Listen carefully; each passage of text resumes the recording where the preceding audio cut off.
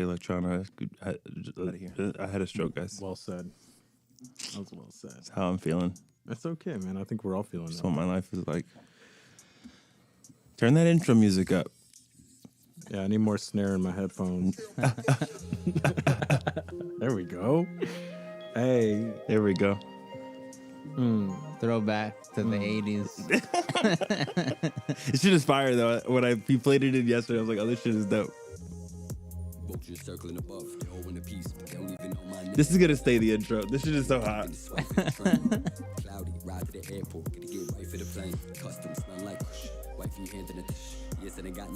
Flute's just like, kill it, dude. All right, here we go. Yerp. Boom. It's boom now. Yerp. Boom? No. Boom now. I like It's boom, yerp. too. You like boom? Are we doing boom? I like all the things. You like all the things? Boom goes the dynamite. Boom. Who is that again, Eric? That intro know. music? It's Dutch Guts. Dutch Guts. It's Bobby. Shout out to him. He's on the streets right now in New York. He's doing it. He's about it. Down. He is a street marcher, bro. Yeah, He's been doing it. Damn. You know, it's like I'd love to give a full yurt and boom, but God, it's like there's so much to say, but like, where do we begin? I don't know, man. I know where I want to begin. I want to begin by Start this bitch saying, number one, I don't have all the answers, and number two, I don't think I have all the answers.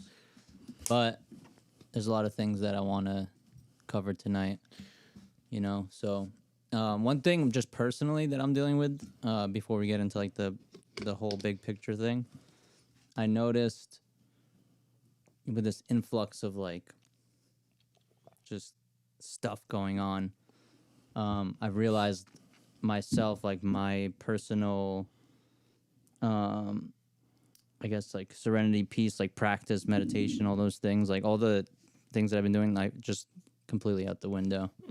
And I'm like really like, it's weird because I feel like I'm like really empathetic. Like I can just feel the energy. Yeah, it's a lot. And it's just like, it's just washing through me right now. And it's like all of the things that I've been practicing for weeks, months, years just seem to be out the window at the moment. Yeah. And I'm just like in this moment, just feeling what's going on, you know? So it's pretty intense. Yeah, man. I'm exhausted, bro. And you hear people saying, you know, a lot of black people saying, I'm exhausted from being black. Like being black is a weight to bear. And there are challenges, obviously. That's what we're fighting for. We're fighting for like these pressures that we feel as black people. Just the subtle race. That's really what I'm the thing. Now that's not the main focus, but the subtle racism, that like the death of 1,000 cuts that I talk about. We're fighting for that, and we're fighting against that. But being black is not exhausting. I love the fuck out of being black. So it's not being black that's exhausting. It's the evil and insidious nature of bigotry and racism that is emotionally taxing. But what makes this situation emotionally taxing, because it's a huge, acute influx of emotion by people who are usually not very emotional about it. So there's a lot of extra energy, positive thing. I'm very happy to see white people. I see Asians for Black Lives. I see Sikhs for Black Lives. I see it's moving. That's dope. Other countries as well. Other countries as well. It's an international movement, and that's dope. But watching all of it is a little bit exhausting, especially. And I'll just say, to preface this, getting this out of the way, it's me trying to navigate how I want to show up in this time. That's tiring. That's tiring. And, you know, we're supposed to black out today. Supposed to not post anything, but I have information to post. We're supposed to like, what is the culture doing? What is the team doing? But the culture is not living as a black person. A lot of these people who I'm following, I have a responsibility, and you know, not following social pressures. Right now, the groupthink, you know, people, myself and the people like me, we're thinking big picture. And not excited, try not to be emotional, want to be very rational. And that's all taking a lot of intellectual bandwidth. Well, you know? Because, I mean, I can only imagine, like, I mean, someone in your position, like, you're almost expected to be out there. Yeah. And if you're not, then there's almost, because you see the other posts too. It's like, yo, so those of you who aren't saying anything and who aren't out here, like, we see you and we'll remember that. Yeah. Who They're said not talking that? about me. No, I know, but just in general. So like, you want to be out there. I do. I wanna yell in the street, right? And really quick, going into looting. Looting is a very strategic, even though it's emotional, it's a very strategic and profound form of protests. Yes, people are stealing goods that are not their own, but that's what the Boston Tea Party is. People in this country cares more about property and wealth more than they care about human lives. It is proven to us we have a corporatist society, we have a corporatist government. So by burning down Chase Bank and breaking into Target and breaking into Gucci and eating the rich's booty and fucking doing that and like robbing the rich, that's a very profound form of protest. And at this point, burn this bitch down. That's the only way we're taken seriously. It's the only way. So, and some people are saying if you loot and start shooting, they can't see the big picture. But if you're looting someone's home, if you break into someone's home and you get shot, that's what you're doing. But in regards to breaking into stores, but then here's the flip side of that. If you're looting small business, you're ruining your own small economy. And the way this changes is creating economy and creating influence. And that's what but people are so emotional. Yeah. And they're thinking in this moment. And that's where I'm like, fuck, because I'm thinking like big picture. Be successful, create economy. That's how we'll get influence. That is, because it'll be over in 7 days. Not for me, but for a lot of people. Yeah, I have something I want to say on that point, specifically the looting thing. So I don't see the looting itself as like, it's not strategically done. In the sense of like, the protesters don't get together and like, all right, we're going to go hit that store. Like the protests are happening and this energy is building. And then, then there's enforcement and you see this huge, show of like police enforcement raises the tensions and the tension keeps building. And then once the tension breaks, then it's just like the anger needs to go in certain directions and it just starts going. And then, shit, there's that. Let's fucking smash the window. Let's smash the car. Let's blow the shit up. Yeah, if you like, I was there on Sunday. And if you guys want me to share, I don't know if you want to keep talking about what. Go ahead. No, please tell us your experience. So we're here. Those of you, you guys know, like we're here in San Diego, California, and we have people listening from different parts of the world and different parts of the country. So we're here in San Diego, and like, I took a moment because while you were talking about the looting, the riots, all of this, and I had two reactions. I had a reaction of like, yeah, burn this fucking thing to the ground. Burn it to the ground. What else are you going to expect? People have been trying to protest peacefully for 60 years, 70 years at this point. And then the other part of me, though, because I'm also trying to change this like punk rock attitude that I've had for so long, that you guys know very well. Mm-hmm.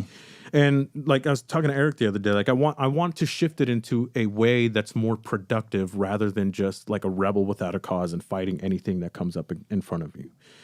So Sunday, the protest is going down. It's by my house actually, and I'm seeing cop cars in full, like just squad car, just full of riot gear, and I'm like, damn, shit must be really going down. And there's a police station because I live right around the corner from here in Barrio Logan, and there's a police station just 3 blocks away from my house. So my wife and I, shout out to my wife who joined me. Shout out to all the white women who date brown people. Yeah. Shout out. My girl's about it. My girl's like, stay in San Diego. You got to do what you got to do. I was like, word, lady. She's like, you're doing this for our kids. I was like, hey, let's go. You get it. Shout out to my wife who's white and joined me. And I love that she kept an open mind because she grew up very conservative her whole life and has learned like, fine, then let me just see. And so I got down. This is the second march that I've been in. I marched in another Black Lives Matter march, and was it 4 years ago when the guy that was killed in El Cajon? About that? It's so often, bro, but that was 5 years ago. 5 years ago. But you know exactly what case I'm talking about. I lived in El Cajon at the time. So I marched in the one 5 years ago, and then I marched in the one that's going on now. And to share on both of those experiences, but let me share on the most recent one because they both feel so similar, but this one feels heavier. So we're making our way through downtown, cut the corner around Petco, whatever, and we finally end up in the place where everybody, all separate groups, finally gather right in front of Union and Broadway, in front of the Hall of Justice. And we're there chanting signs, doing all that we want to do. And then you see a deployment of police officers. You see the deployment of special forces. You see a deployment of the National Guard. You see a deployment of all of these individuals, of all of these other fellow Americans in full riot gear, sharpshooters on the roofs in the surrounding area. Mm-hmm. And everyone takes a knee. We all take a knee. We all take it very peacefully. We take a knee. And what ends up happening is that in the middle of the square, there's 1, 2, and then 3 adjacent streets. The one that's currently on, there's more buildings this way. So they're deployed. They're deployed to the east. They come in. There's another deployment to the west, and then another deployment to the north. And what they end up doing is surrounding everybody. So they end up circling everyone, and then closing in with batons, with rubber bullets, with guns that shoot rubber bullets, and paintball guns that have been made to shoot solid projectiles, that they pepper balls. They peed in them and froze them. Just kidding. Maybe. So, and all of these things. So, they surround everybody. So, what I want people to understand, because at least, like, I'm not trying to argue, and I'm not trying to fight other people. What I'm trying to do, at least, is reach an understanding. Because people think they want discourse and they think they want conversations, but what they're doing is trying to prove people wrong. And what I want to do is I don't want to prove anybody wrong. What I want is to reach an understanding. So I want people to understand from the perspective different than what you're viewing on TV, different than what you're viewing from articles. I want you to just understand the picture that I'm going to paint. I, along with hundreds of other individuals protesting peacefully, not with animosity and no intent of any animosity, are kneeling peacefully with our hands in the air. And then those people surrounding us who are fellow Americans who are behind a badge or behind some service, behind riot gear and shields, they open up with tear gas. Unprovoked. And I want to make that very, very important. Unprovoked. They launch flashbangs, tear gas, and start opening fire on everybody. So I want you to sit in that perspective. You are in the middle of all of that.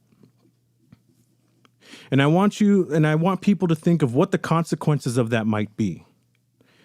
What the consequences of ignoring the fact that everybody was sitting there asking to continue to march, asking to continue to protest peacefully. And you have these people who took an oath to do 2 things that I saw that were very, very broken that day. An oath to never betray the public trust, and an oath to uphold the Constitution. And I saw those 2 things, those 2 oaths broken that very day. To open fire, to throw flashbangs and tear gas into unarmed fellow Americans kneeling and protesting and asking to please be left alone. I can never look at a police officer the same way. And it's going to be hard to look at a service member who was there the same way. And what's very unfortunate is that they're just human beings like us too, who have the same decision, who have the same morals or different morals, but who have really the same values. And then from there, like having to run in fear with everybody as you are being chased down in the street for exercising your First Amendment right. So I'm hurt and I'm disappointed, and I've always had a healthy distrust of the government. But this is different because this was more eye-opening than anything I've ever experienced. Because I've been chased by police officers and shot at before with the previous protest. But I've never been surrounded and have every choice taken away from you, have everything taken away from you in that moment to then be opened up on. We weren't violent. We weren't looking for violence. We were not provoking. And all of those decisions were removed from everybody sitting there. And there it went. So back to the rioting and the looting. Are things going to turn that way if you remove that decision from people? If they didn't begin and instigate a confrontation, would there be a confrontation? And then the other aspect that I want to make very clear in regards to the rioting and looting, those people.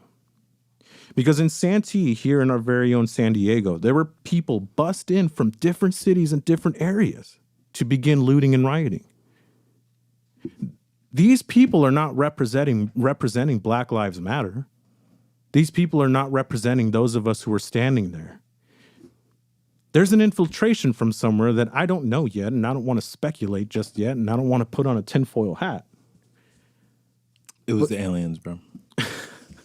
It's the aliens. But these people, the rioting and the looting that you're seeing isn't even from us. So I just want people to understand, because I come from a very, very conservative family, and I have conservative values. And it's very interesting to see the paradigm between forced shutdown and isolation or shelter in place as tyranny, but then you see actual tyranny being enforced on the American people, and now we're in support, and you better fall in line. I want to know what I'm missing here. Because you have people saying that shelter in place is unconstitutional, un-American, everything whatever you want to put into it. But then this starts happening, real tyranny, real enforcement, real consequences into people. Real breaking the Constitution. Real breaking the Constitution. Right. You see, we wanted to exercise our First Amendment right, and that right was taken away from us. And what I believe is that the government doesn't grant you rights. The government is there to protect your rights. From my perspective, every person that is born, the minute we come onto this earth, we have rights. Every single person. Do you really think that, bro? That's what I want to believe. That's what you want to believe, but that's what I want to believe. Is anything in our history so like conducive to your belief system, or did someone brainwash? So what I'm saying is no. That's what I want to believe, and that's what's not happening. It's never right been now. like that. I know. And I've told you that before. Yeah. And you're so married to this constitutional thing. I know. But hold on. Let me finish. I'm not Let tripping. Me finish. I know. I'm not tripping. Sipping Hassan. Hey man, I love you. You know that, right? Pinky up, bro. I love you, and I hear you. I love you too. I love you too, man. That's the idea that I wish was true. Yeah. And that's the idea that we want to be a reality. Yeah. And so what really solidified my belief is that I don't even know how to articulate this, but everything in that moment was sort of, I don't know, just taken from you. You had no choice. You had nothing. Yeah, and so kind of along the same lines of like provoking violence, right? And I don't want to like come off the wrong way, but it's been proven before that there are, whether it's different groups or even undercover police or whatever, that actually like help to stoke the flames, to give the police the right to then act forcefully. Because it's almost like you hit first, so now we're gonna like come slam the door on you, right? So whether it's like people part of like crazy groups, far right, Antifa, far left, whatever, or like undercover agents, which you could see in some videos that were shared around social media. Mm-hmm. Just like big freaking dude with like a backwards cap on, like pushing people into the police. Yeah. You know what I mean? Like, And like, and like leave- they're and- behind and, and they're like letting- pushing people into the cops, and then the cops start fighting, and then they just dip. and leaving bricks all around cities. You see, Yeah, they're leaving pallets of bricks. around pallets the of city. bricks around, and then you see cops breaking windows. Fucking it's wild. It's crazy. When you like watching all of it, and I don't know, man. Like the fact that there's social media, it's such a blatant fucking you can't do shit kind of thing. And I hope people stay vigilant on task because we're in revolutionary times. And if it maintains to the point where military there's because you don't want the violence, but the people need to stay engaged. People need to stay engaged. We have 6 more months before voting time. But look at our voting options in these next 6 months. I know, but this is what I tell. This is kind of my messaging. We vote and we're done. This don't work like that. Participate in democracy. Participate in your democracy. That means holding your council, holding your districts accountable. Challenging our system, not just voting and saying. And see, that's what's interesting about people and their democracy and our democracy is people vote and say they're going to look for my best interest. No, they're not. No, they're not going to. They're not going to vote. You have to put pressure. Yeah, constant pressure. You have to continue to apply pressure because we have a corporatist government. They're going to lead towards where the money is, and that's where my whole messaging on this is. Claude Anderson was talking about black influence. Black influence means black economy, economies of color, and economies of color can buy influence politically. What did they do in Coronado? They blocked off the Coronado Bridge because they don't come into Coronado, but Coronado has influence. They have a military base and they have so much of the wealth in San Diego. Yeah. They're gonna protect the financial influence here. So for us as people, we have to have strong economy and influence our politicians. We have to rent them. There's one point, real quick. I know you wanted to speak, Benny, about the who are the police there to protect? Yeah, and you kind of just mentioned it by the whole blocking of Coronado. Yeah, because I called Eric yesterday and I was like, "Yo, man, they have all the entrances to Coronado blocked off with walls of police. Like, Coronado has nothing to do with the protests that are going on in downtown and Santee and all this. Like." I knew what the answer was going to be, and obviously I know what the fucking answer is going to be. It's like, yo, let's see. Obviously your priorities are protecting what's most important. But well, that's my point is in an ideal world, which we're not living in currently, that our government officials and the police force and all these different socially designed projects are supposed to be for the people. But obviously that's not the case. And as we're seeing with the highest levels of government all the way down to, boots on the ground, police officers, they are there to protect the moneyed interests, whether it's the, rich business owners or rich landowners, all that stuff, which is part of our population, but to make such a distinct line, it's like, oh, we're going to protect this, but we're also going to shoot tear gas at these people. And there's not a huge difference in between the two different people. It's really interesting to see. And all these ideas are I feel like they're known, but now just with the way that information travels and how there's a video camera for everything and you can see live what is happening, it's just so much more apparent of how broken shit is, and and this whole situation, it's the perfect storm. We had the coronavirus, we had all this lockdown shit, we had government misinformation, all this flood of news. And when I was talking weeks ago about we need revolution, we need to change shit, that's the only way that things are gonna get changed. Back then it was just theoretical almost, this is what needs to happen, but that's not the situation we're in.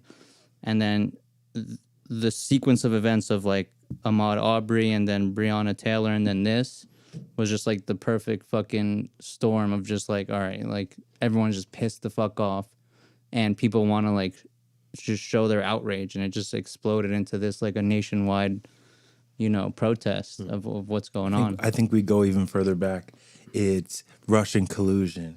It's fucking this. It's build a wall. It's fucking travel ban. It's fucking 3.5 years of just a barrage of chaos. And I think it's important that we keep our eyes on that 2020 is not just fucked up. This is 3.5 years of chaos, culminating and baiting, stoking fires, putting American against American, lock her up, that all this hatred bubbling. Finally, because this is just the straw that broke the camel's back. That's all this is. Because how many videos do I send you of this shit happening? Oh, constantly. I can't even every week. count. Every week we see. I would show him fucked up shit like this, but finally, after fucking coronavirus, and then you hear him man begs for his life. There's pieces of this that are dark, that are so dark. Hearing him call for his mom, that's like, oh my god, you just watched the man beg for his life and then get killed. So that makes it particularly emotional. But this is Let's not discredit the 3.5 years of absolute fucking chaos. It's not fucking. I feel like people have been conditioned to think that this is the new normal. You hear people saying that this is not normal, and I don't want business as usual. I don't want more corporatist government and more like neoliberalism. I don't want that either.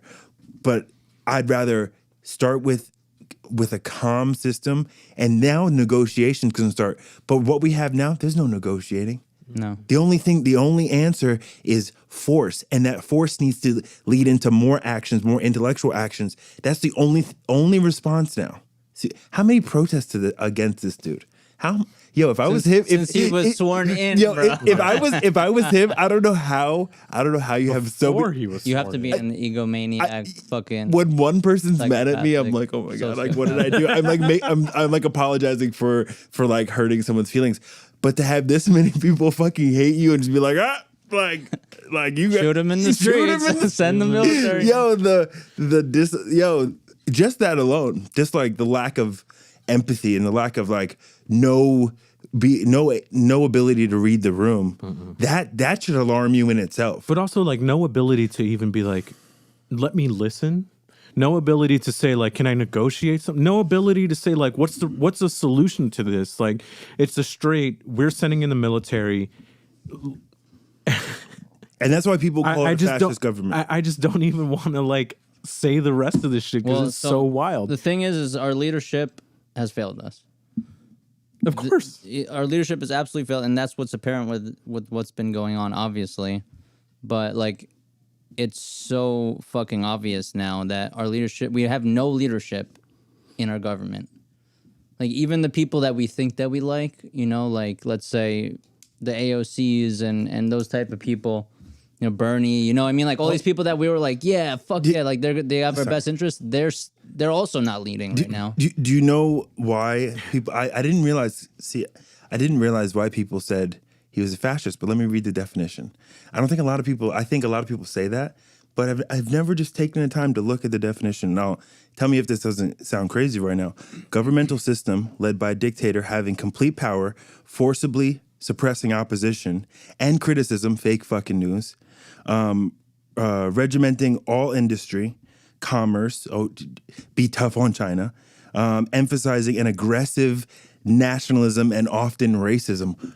Yo, I think he might be a fascist, bro. Yeah. Yo, I think, because we all say it, but by definition, you can break down exactly what's happening. And I don't like using buzzwords. That's just not my jam. Yeah. I try to avoid all that, but except for privilege. But I just need to get a badge. I'll call you privilege. But like privilege police. But like, I don't like to use buzzwords, but this is what it is. We're in it, and now this is only putting a fucking magnifying. Only until now, I'm looking it up and being like, oh shit, this is what it is. And the thing is, dude, it blows my mind. Like, even from somebody like me who like, Ice-T made it perfect with his tweet today. I didn't see. He said, "Yo, don't call me right wing or left wing. Like, both wings could be on the same bird." Yeah, and then like. So yeah, like I've grown up conservatively and I held conservative views, and like, so like I'm actually looking at all of this through a conservative lens, and you have You have the one authority of your country threatening the military, threatening the military on your own citizens. We have let the government reach that size and that sort of power where that the president of the United States can have and make that decision.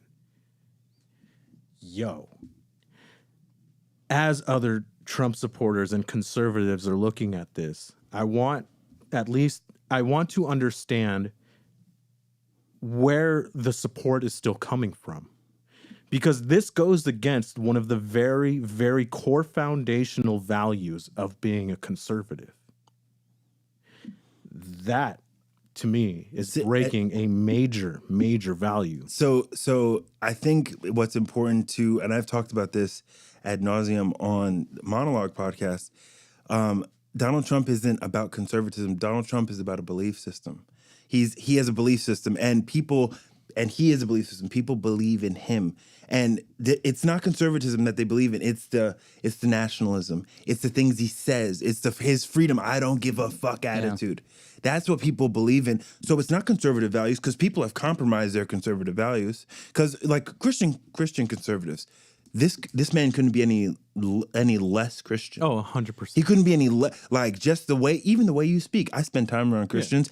Yeah. Christians, legit Christians, would never say things like this. But people, they believe in him, not in conservative values. So real quick, I want you to share that thing that Donald Trump's photo op. Now that we're sort of speaking on that. Yeah. So Donald Trump was in a bunker all weekend. Understandably so, dude. I mean, he should be afraid for his life, honestly, with what's going on.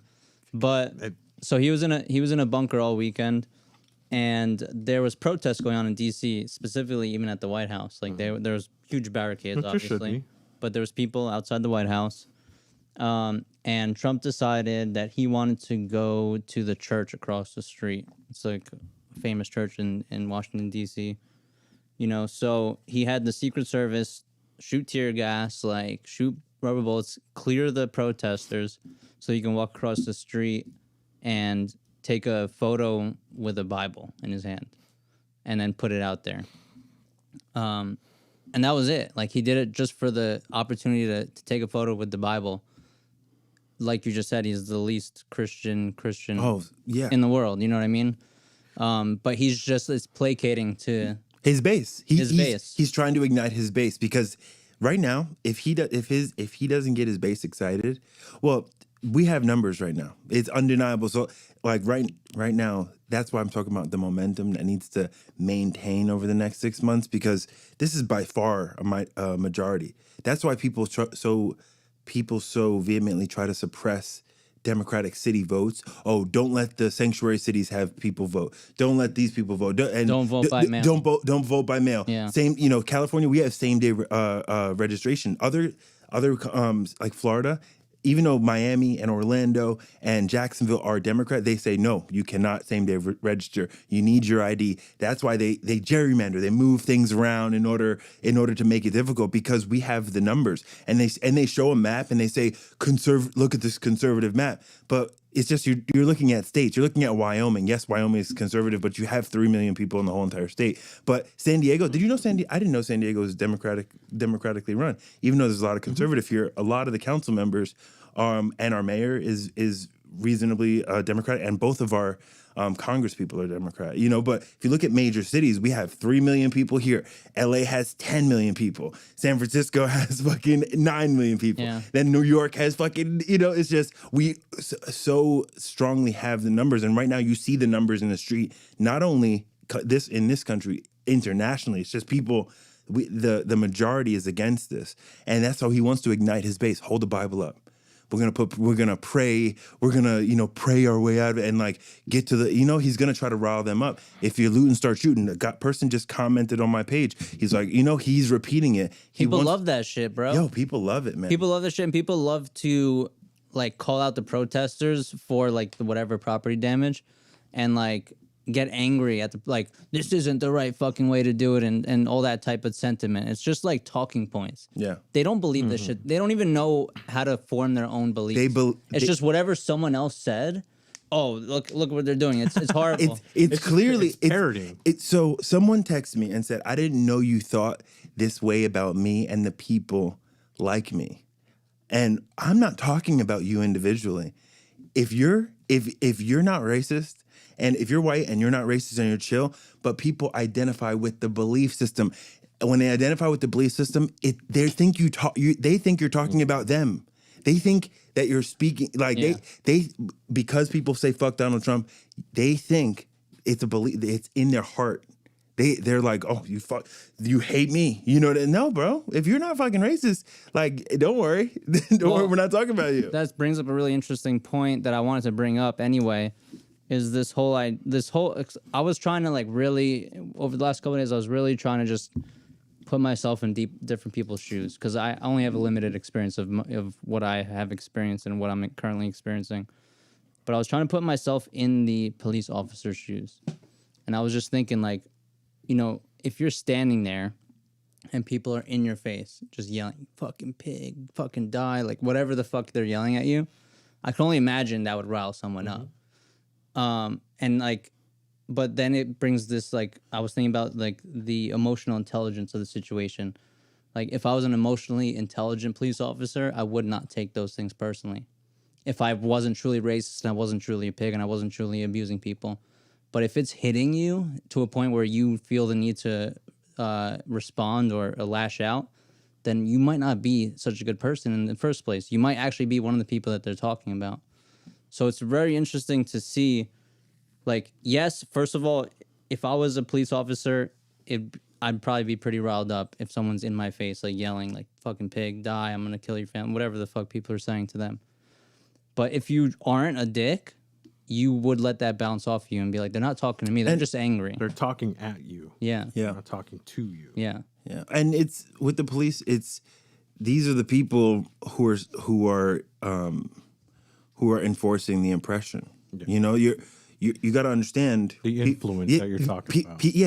People are mad at this person, and you're protecting that person. You're protecting the oppressive system. So yes, fuck you. And that's why I've said on this podcast, I don't care if it's offensive, and like this is where we got to be brave, because there's people in my exact sphere of influence are going to be offended by the things that I say during this time. But I said, you know, I say it all the time. I have more. My fucking mission is to speak up loudly against systems of oppression, because the people in my family, they're fucking straight edge. They can't say anything. I know a lot of black people who can't say anything because they work within the system. So for me, I've constructed a life where I can just say whatever the fuck I want. So I need to speak loudly, even if it offends some people. If you're representing a system of oppression, whether it's a religious system, even if I participate within that system, if it's a political structure, even though you're my friend or family, if you believe in this political belief system and it's oppressing people who look like me or people like me or minority communities, I got to speak up against it. And we got to be loud about it. I got to be loud about it. And it takes bravery, because I'm like, when I got a text, I was like, damn, I'm hurting people with what I said, even though I'm not inciting violence or anything. Yeah, but I mean, it's sort of a responsibility. It's like, I have certain values, I have certain beliefs, and I have to stand by those things. Can they change? Yes. Have they changed? Yes. You guys have seen them. Yeah. But at my core, like, I mean, I just can't. There's just some. I'm sorry, but I just. What's happening, at least from my standpoint right now, is that what this is a release. It's a release of, at this point, 29 years of being called a wetback, being called a spick, not being seen equal, being treated differently, at brunt of jokes, being chased by other white people who are yelling "spit on the spick," seeing a friend get stabbed by a couple of skinheads, seeing, like, it's just a culmination of all of these things. And so when you have this system that is actively representing that, I cannot support that system. That's why I would always get like kind of mad at you. I'm like, yo, you're protecting the system that is not built for you. That always gets me so fucked up when I see like black or brown conservative, like who have I really want you to speak on who this. drape themselves in the flag. And I understand you could have more conservative leanings. Like I get it. Like not all conservative thought is not all conservative thought is bad. It's not all the way bad. I'm not one of those people it's either all Democrat, and I don't even say Democrat. It's either all liberal or all, no. That's just so irrational. But just when you're brown and lean that way, you're missing the fact that this country was not built for you. All those things that people wrap themselves in, this Constitution, and so many people say, like I heard on a podcast that I love, they were like, even though they wrote this Constitution, they were all slave owners, they wrote a Constitution that built the greatest democracy in the world. But you got to understand, it was not, they wrote it when I wasn't a human, so it needs to change. The language needs to change.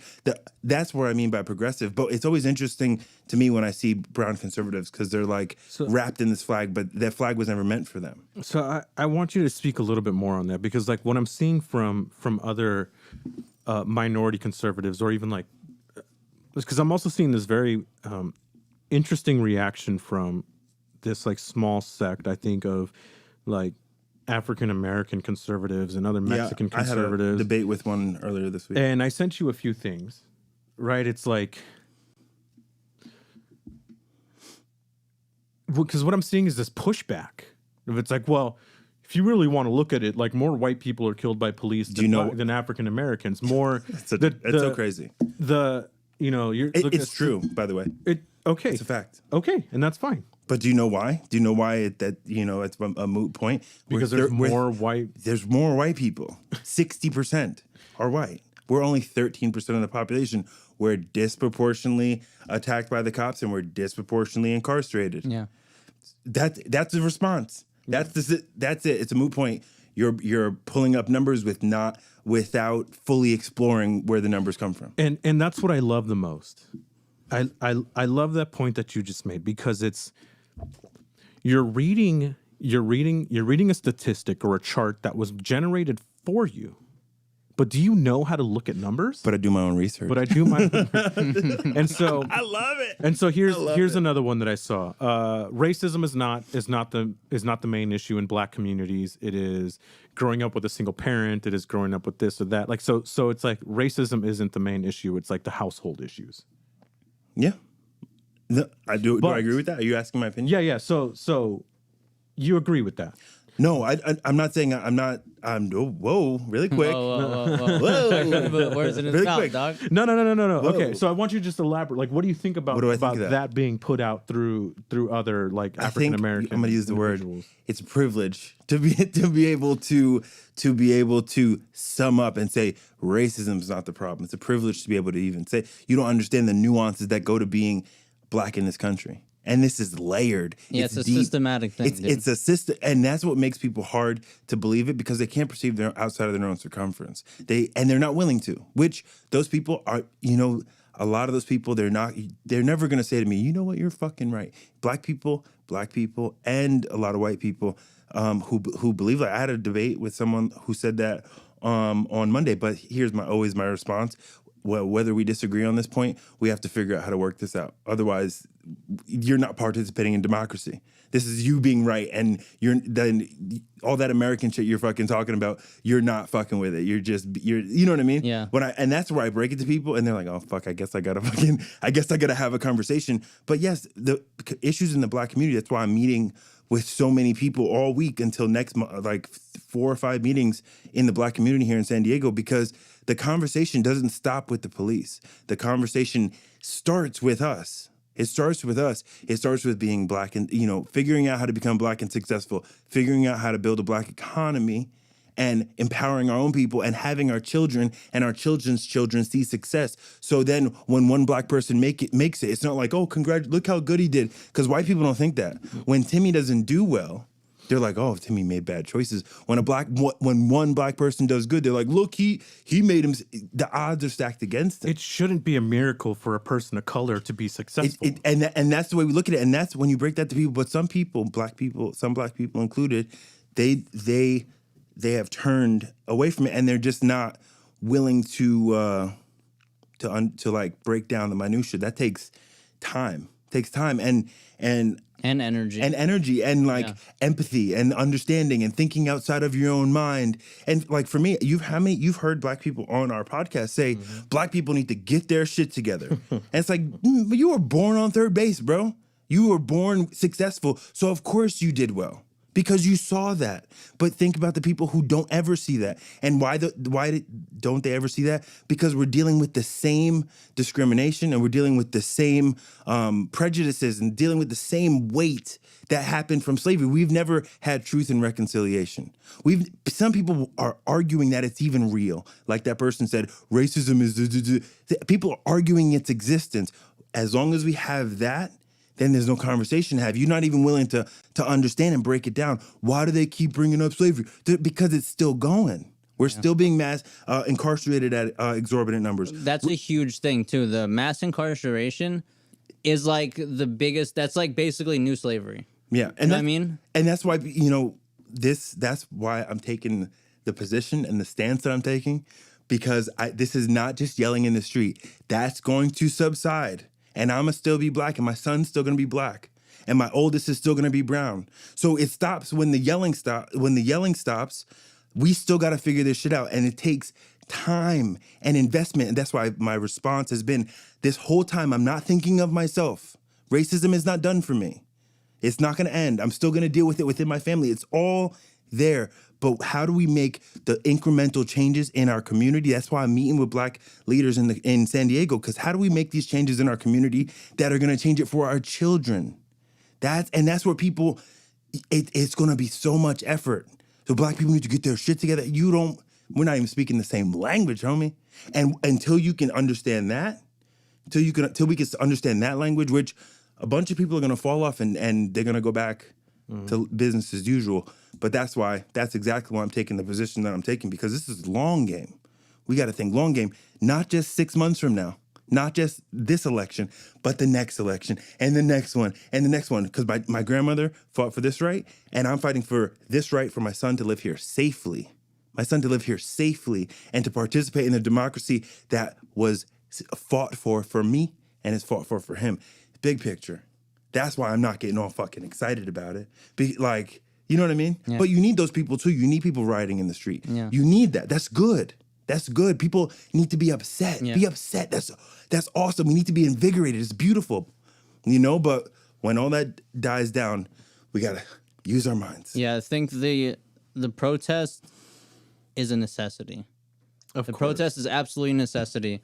And I think what that does is open up a channel for organization and spreading of new ideas and all these. It opens a channel, but that event needed to happen one way or another. Absolutely. You know what I mean? And it needs to continue to happen, because that's, as we know, that's what I believe, the only way that the people in power are going to even try to listen, maybe. The people, whether it's our governor or the council members, or Our governor's showing up. Yeah. what I'm saying. We People- are so lucky. yeah, in people California. are going to start listening because of this. You know what I mean? And then when people start listening, that's when we have organization and we bring in, okay, these are the things that we want. You know, we're not going to get off the street until we get whatever our We make demands. yeah, whatever We the make demands are. And it's not going to be like huge fucking like world changing things, but the little demands start to build up. Absolutely. You know, and we Absolutely. continue to have pressure. It brings and we elect momentum. people and It's momentum. Exactly. It's momentum, and it's also it's a beautiful time.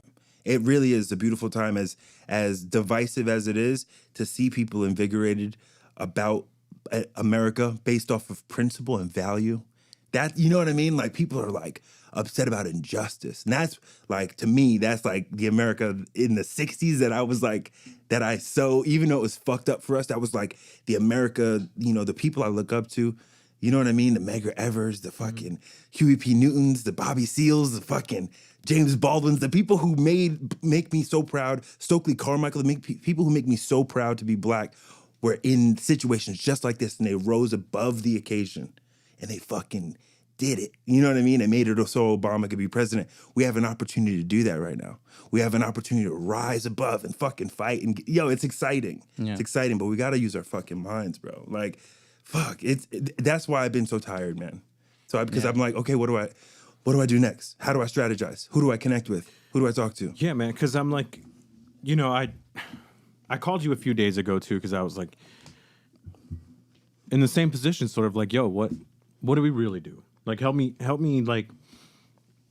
understand like what it is like that's truly, because like it's like, all right, I made my voice heard, I did this, I put myself in danger, it felt irresponsible, and it accomplished something, but it didn't feel like it accomplished something. Does that make sense? Yeah, I think it's a exertion of energy. Yeah, and so that's what this is. That's It's an strictly what it exertion of was. So what this protest for me was just an exertion. It was just an expelling this certain frustration and energy and all of these things, and also a learning experience, and sort of so I can gain perspectives. I knew I was going to be here, and also I knew like I couldn't just talk about it or not be about it, right? Yeah. But it's very, because we had Harriet Brucenon in here from African Angel, and she said something that was so profound that we didn't get on because she stayed after the podcast was over. Yeah. And she said something so damn profound that it has stuck with me almost a year later, almost every single day.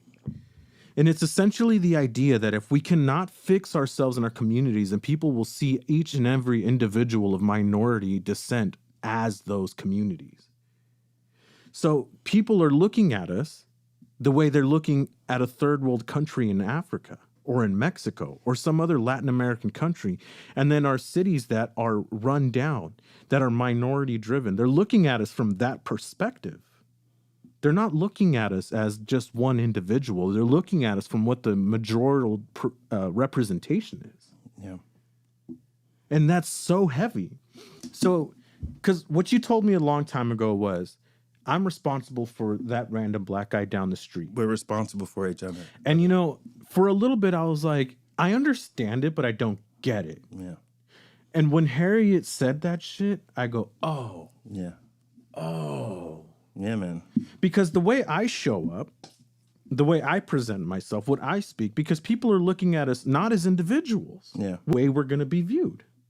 Yeah. Because out of those things are where stereotypes are born. Out of those things are where this racism and all of these other disillusionments that people are looking at us are born from. But if we build that certain thing up and we have that influence that you're talking about, then people have no other choice but to acknowledge the presence that we have when we walk into a room. Yeah, man. Bars. I think the low-key throwback bars. Yeah. Hey, let's go. I've been about it, bro. Second gen bars. Fucking, yeah, you're like, what do we do, right? Or like, what do we do? I think besides doing what you did and protesting and doing that, which still continues to be a necessity in this moment, is also like challenging people's ideas. And that's interesting. And even in a bring this up. Even in like a one-on-one situation, like someone gives you some like crazy talking point, which that like they haven't really thought about or constructed their own idea of the situation. Challenging those ideas and being understandable and being able to just work through this, whatever they're feeling or experiencing, work through it with them. Yeah. You know what I mean? And that's like so good. Yeah. That's what needs to happen, because there's so many people that don't even know how they feel about it. They're just saying what they think that they should say. And it's a belief system. They believe it. But that takes, and that's what yesterday's podcast was called, Think Critically. It's so hard to not get emotional. It's so hard. The debate I had with the brother on Monday was so challenging to not get upset because you're missing it and you're perpetuating a problem you don't even understand what you're perpetuating. Turning your back on people who look like you, saying figure it out. It's so, when I think about it, I'm like, damn, you're really, and I start talking over him. Now it's an argument. My voice raises. Now it's an argument. So it takes a pause. We react sanely and normally, right? Yeah. You pause and you think critically and always bring it back to connectedness. Let me say, because there's been plenty of that already. Yeah.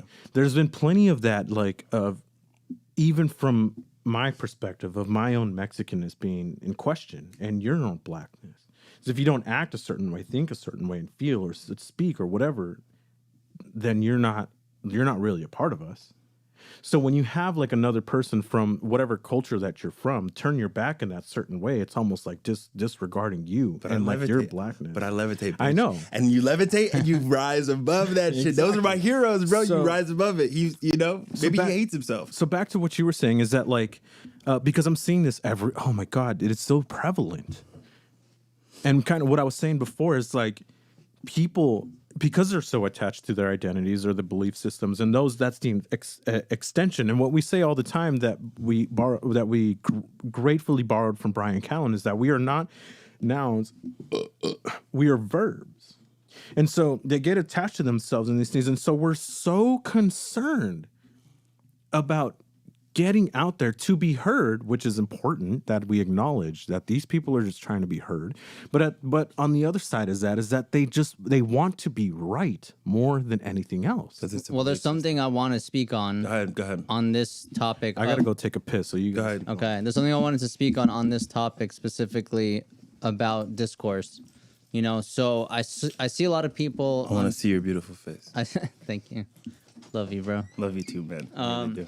I see a lot of people on social media saying like, I'm just deleting a bunch of people. Yeah. You know, like if you're saying some ignorant shit, I'm just deleting your ass. Yeah. Which I understand that sentiment. You know, like I don't want to see, like when I see the dumb shit people fucking say on social media, I'm like, I can't even with these people. You know what I mean? Like I totally understand that sentiment, but I don't think that's necessarily like a great thing to do. No. Because now you're just going to delete everyone who has different opinions than you. So now your social media is just going to be everyone, let's say, an echo chamber. Mm-hmm. And you're not going to see the fact that there's still bias. racist people over there and there's still like crazy fucking people over there.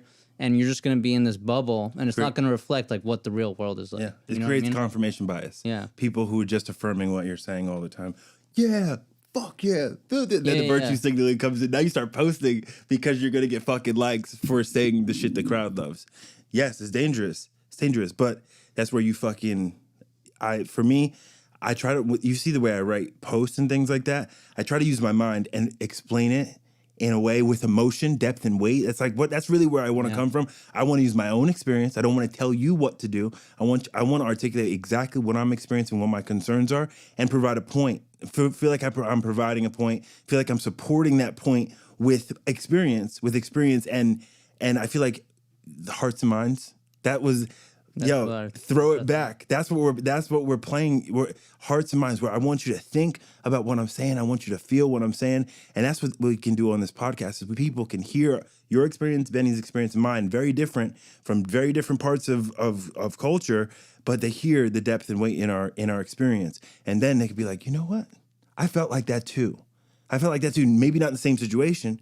But maybe I feel like my rights are being infringed on. Maybe I feel like I'm not accepted by my X, Y, and Z, and play on that. Because it's a belief system. Fuck, man, I can't. That's so hard to get past because people feel really wrapped up in what they believe. Yeah. It's in their heart, and they're like, they think you're talking about them. So then you talk about yourself and break it down about yourself and use your mind to navigate it. The thing is that's so difficult is it takes so long, man. Like even to remove years of someone's like conditioning, programming takes so long and so much patience, and it's so much easier to just dismiss the person entirely. Super easy, rather than like really just like challenging and going through and walking through and discourse and like conceding points and then like making points. Like it's such a difficult thing, but that's what we need to fucking do. And you got to live it. And every single person has to do it. I know, and that's fucking hard. I know. That is hella hard. Like hard. One is person hella hard. That's how every single person can contribute though. Is like whether it's your parent or whether it's your best friend or whether it's your sister, like whoever like is just like spewing off like obviously wrong information. That's how you can begin those conversations. And so I was like listening to you guys over there and everything too. And with me, and not over Facebook, because you're not gonna get shit. No one done over ever, Facebook. no one ever says, you know what? Like, you ever go You through changed like my mind. when someone says something ignorant as fuck and there's like a million The fucking thread. comments? Ooh. It's like, dude, there's no fucking I'm just here for the positive comments. discourse there. I read I've that I've stuff said a that. lot. I've said that a number of times where I was like, this is not the platform. I actually said that to somebody else yesterday. I was like, this isn't the platform for this. Yeah. This is, it's not. And I think that takes pause. It needs as to well. be interpersonal. That takes pause as well. And then for me, the way it common ground. This is common ground. I was because just we all about want to say that. So many of us want the same shit. Healthy children, safe schools, safe neighborhoods, positive economy. The way of getting there is different. So really, you think you're all the way right and you think I'm all the way wrong? No, it's impossible. We're I'm not wrong all the time. You can't be 100% right 100% of the time. And we have to say that a lot on here. Yeah. We have to say that a lot all the time because people think because I disagree with you that I think you're all the way wrong. And I don't. And I've said, do I think Donald Trump is all the way wrong? It would take hubris for me to say that. Do I disagree with him fundamentally? Yes.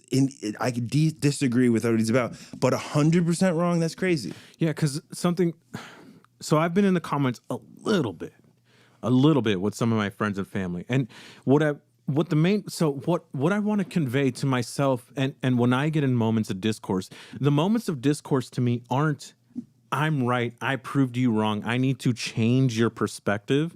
What the moments of discourse to me and that I try to carry is, let's understand each other.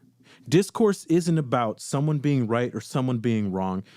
And I'll get back to a little bit more of being wrong a little bit later because there is something that I want to say that I feel is very important to that. But what it is, it's like, let's me and you meet and talk to understand where you're coming from. I want to understand you. I want to understand what your view and what molded your view just as much as I hope that you understand what I'm listening to and what I'm sharing. And in that commonality is that we reach that commonality in a way that we can both work together to find a solution. It isn't about winning or losing. That's absolutely irresponsible. And if I carried that mentality into I'm coming in here to be right and to prove somebody wrong, that is my ego. Exactly. It's hard to keep that out of this as well. To keep the pride out of this fight the power shit. Like there's a lot. This is tricky to navigate, man. It's really, all of this is tricky to navigate because the ego wants to get involved. Your pride gets hurt when people disagree with you. People insult you and they group you into a group and they say you always are dumb liberals, and it's hard not to wrap yourself in that and be like, it's hard not to. That's why this is gonna take so much effort. But I want to do like closing thoughts. Well, there's I know one thing- you have shit you want to talk about, so I want to give you a floor to. Oh, there's just to, like, one thing express on some this shit. specific topic about discourse and talking about people's ideas. One thing I found extremely valuable, like I'm genuinely interested why people think the way that they think. Word. Yeah, But do you know what so- that takes really quick? I just thought about this while you guys were talking. Do you know what that takes though? You have to understand yourself. You have to be you have empathy. You have empathy for other people because you have empathy for yourself and you think about how like the kind of person you are. Yeah. But You know that's what I mean? But that's that whole thing of like speaking another language. Exactly. You can't even you can't even perceive what I'm saying to you, fam. Like, ask yourself as a person. Ask yourself deep down. And then once you start asking yourself questions, then you can think of somebody else when you hear their experience. You're like, word, I felt that too. Because when I hear other people's shit, I'm like, word, I know what desperation feels like. I know what this feels like. Because I learned very early on to look for similarities rather than differences from this thing that we do. And I'm grateful for that thing because I take that into every aspect of myself.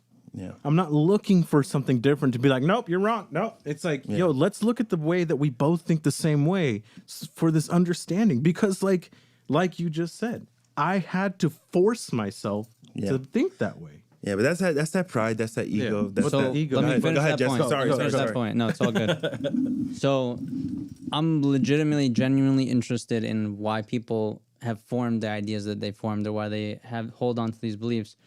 And I think in discourse, like really asking and really wanting to know is extremely powerful. Like when you're just in a conversation and someone says something they believe and then genuinely, not from like a place of like I'm better than you or I know more than you, but like genuinely like why do you believe that? Then they start to think, and it's like I don't fucking know why I believe that. do You know what I mean? With a conservative person, you know what I've proposed with Donald Trump. I said this to a kid I mentored today. I said with Donald Trump, name one policy that has made Donald Trump and this is the fucking tricky question. Say, name one policy that he has enacted that has made this country better. Name one policy, because with Obama you could say affordable But that's health. an argumentative thing, though, because you're saying like you're challenging. That's like, true. Name Sorry, guys. something. You know what I'm saying? But like, why? Like, Why? Why Yeah. do you support Donald Trump? Fucking crickets, bro. Yeah, that's what I'm saying. You know what I'm To saying? to be fair, to some people, it's cricket. But like, and then so then they tell you their reasons, right? Yeah. They're like, oh, because he fucking has, swings his dick around, or because he is good for the economy. He's like, and then be like, and then you start to lead into that. It's like, all right, well, like, what has he done for the economy? Like, because I genuinely want to know. Yeah. Like, I don't know, but do you know some information that I don't know? Word. And I that wanna type of know. shit. Then they're like, oh shit, well, I don't know what he's done for the. So it's like just challenging and being patient and like working through, because there's like the original idea or belief, and then you start going backwards, and you're like, okay. And if you're genuinely interested and you really want to understand, you can have this dance with this other person and really like share your ideas and like, why do you believe these things? Why do I believe the things I believe? And you go back and forth, and that's what real discourse is. Yeah, and I've always said, I don't think I've said it on here, but I've always said just in general when we talk about it, if you don't have certain things that challenge your beliefs, then how do you know that you truly believe in what you believe in? Yeah. It's lazy in a sense to solely wrap yourself up in the things that you want to wrap yourself up in. Because what ends up happening, and I did it myself for a long time, so it's not like I'm saying this out of a critique to other people or a place of judgment to other people, but something I had to learn was to take in information, take in the things that I see, and look at perspectives and look at things critically, and then formulate an opinion. But if you formulate an opinion and then look for things to reinforce that opinion, negating other things that might challenge that, then you're only feeding into the things that you want to see. Like, we're at a very interesting time and a very divisive time. And nobody wants division.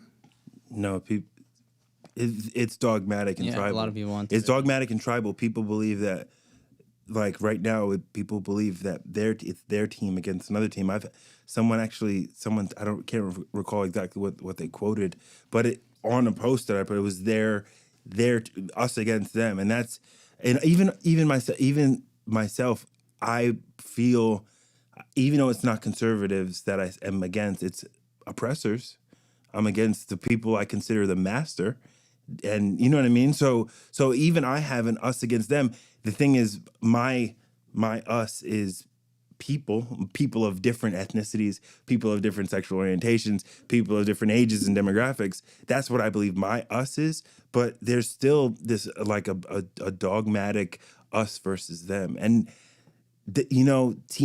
like I wanted to be Team America, but that's what these protests show you, is that millions of people are trying to be Team America, or just got excited about Team America, team against the fucking masters, team against, and that is exciting.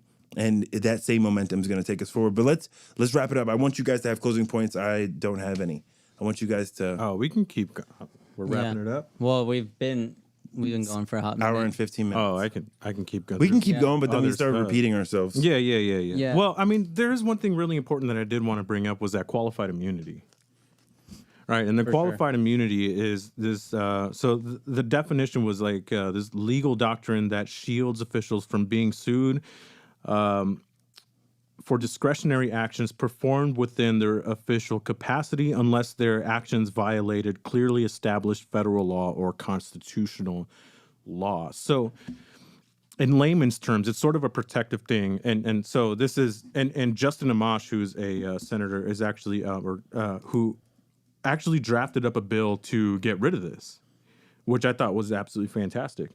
So what this very bro sciencey in a nutshell way is it sort of gives this or it sort of gives us protection to like a cop or someone in the military or these or government officials to be like, well, I don't know, man, I just wasn't sure if it was wrong or right. I just was doing these actions based on what I thought was the best thing in recourse. So it's a very, very tricky sort of thing that can give a lot of free exit to act like police brutality or to what we're seeing right now, actually, because to close down protests, which is well, they broke First Amendment, constitutional rights. broke so exactly. But these sort of things are still giving protection to police to have an exit way of why they can get away with murder. Yeah, no one should get away with breaking law or doing anything, no matter what color your uniform is or what badge you're currently holding. Like, everyone should be held accountable for their own actions, and that's like brings back. I think maybe that's my overarching thing is like this whole situation, like of what's going on with the police brutality and stuff. First of all, the protests were first against police brutality, and the police answered with more force and brutality.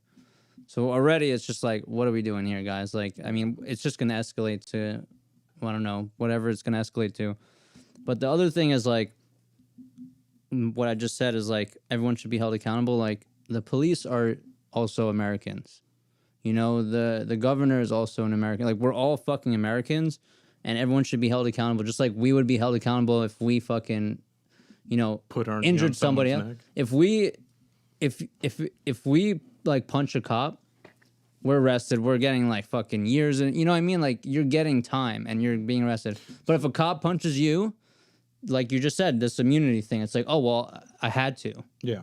It's like, no, dude, you're a fucking human being as well. Like, you shouldn't be held to a lower standard or a higher standard than anyone else. You know what I'm saying? Yeah, and that's always been like a point of contention with me and other people. If you clearly see a police officer doing something wrong, if you showing excessive force or being or showing whatever it is, you see them doing something wrong and endangering somebody's life. Why? Why can't you stand up to that officer? Well, because they'll kill you. Yeah, but what I'm saying, because they have a gun on their head. Because they'll okay, kill so you. let's say three or four other people are there, and why can't we stop that Well, cop you from doing can, something and wrong? that's what They'll holding kill people you or they'll accountable. get away with it. I know. So that's God And damn it, that's and exactly in a what- lot of places, if you think, I think if you ask a lot of people, certain people, what they're protesting, when you talk about police brutality, I think it's the immunity that cops feel, because even if a cop is murdering a guy who's begging for his life, even though he's killing him, if the three people there would have stopped him, they would have said you broke it up. Those people would have went to jail. Yeah. And the fact that the cops have that immunity is the problem. Cops have too much power, and that's what so many people, especially in New York City, are protesting against. Is just they're trying to even defund the police department. They're like, "Yo, these motherfuckers are running rampant. I just watched them shoot a dude again." I said it to Betty. I was like, "Yo, they There's just shot two this cops on top of one guy, shot him close range, and just pop, pop, right there, right on top of him." So it's because they have too much power, and now they have too much power. And okay, now we got to fucking step in. Now we got to step in and negotiate that, because this is too much. This is the last point I want to make, and then I'm going to shut up for the night. But on that, exactly what we're talking about is police have the monopoly on violence. True. You know what I mean? Like, Bars. the police have the monopoly on violence. We cannot retaliate physically, but we can be retaliated against. And we're like, let's say it's shooting tear gas and stuff. What would your response be besides running? Like, can you go and fight? No. You know what I mean? Yeah. They have the monopoly on violence. It should not be that way. You know what I mean? Like, if they're really truly there to protect and serve the population of America, it shouldn't be like, oh, I can just use unlimited amount of force and you cannot retaliate. That's just not a balanced equation. Like, it's just going to go haywire every single time. And so that's sort of the point that I was making. Yeah. At what point do I have to give that up? That I'm seeing another human being trying to harm me. Why can't I stand up for myself? From another human being who has a badge. That's a distinction. They have a badge. They're a police officer. But at the end of the day, it's another human being against another human being. Like, that's just almost like a philosophical, like, foundation to me. Yeah, it comes back to like training and like de-escalation and stuff like, or militarization of the police, like you as a police officer, you should be trained on de-escalation of situations, not like ramping up and like, I'm gonna tackle you, I'm gonna shoot you, I'm gonna tase you like immediately. You know what I mean?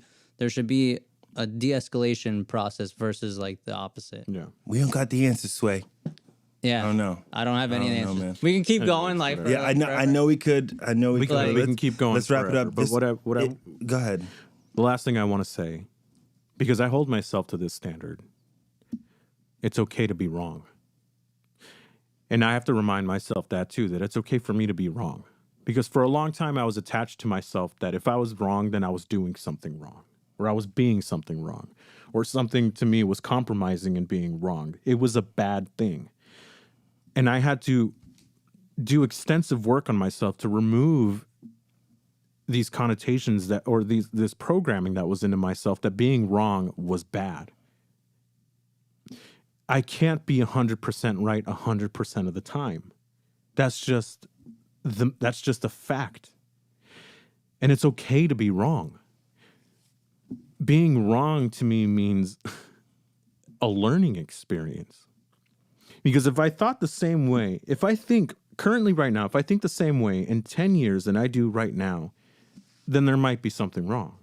Then that means I'm not as open-minded as I want to be. That means I'm not listening as much as I want to listen. And that means that I'm not really caring as much as I want to care. So being wrong is okay. It's okay to be wrong.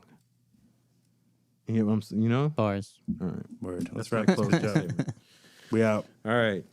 We out of here. It's lit. Let's rapidy it. Skedaddly do. HOE. Out of here. Yo, man, I'm digging myself into an awkward hole here. What? I just kept saying stupid shit. Oh, we're really.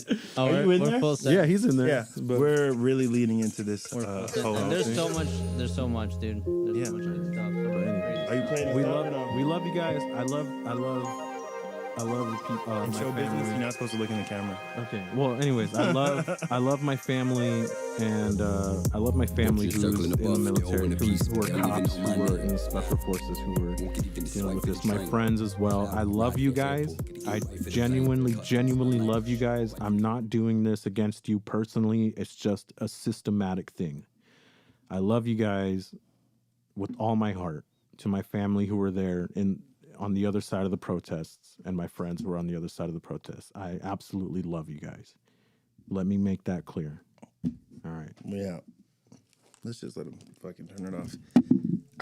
Whoa. Oh, sorry, that was loud. My bad, Yeah. guys. My brother. That was- I know you hear the things I say. There's still- Oh my God! Pause it. Cut it. I gotta say this.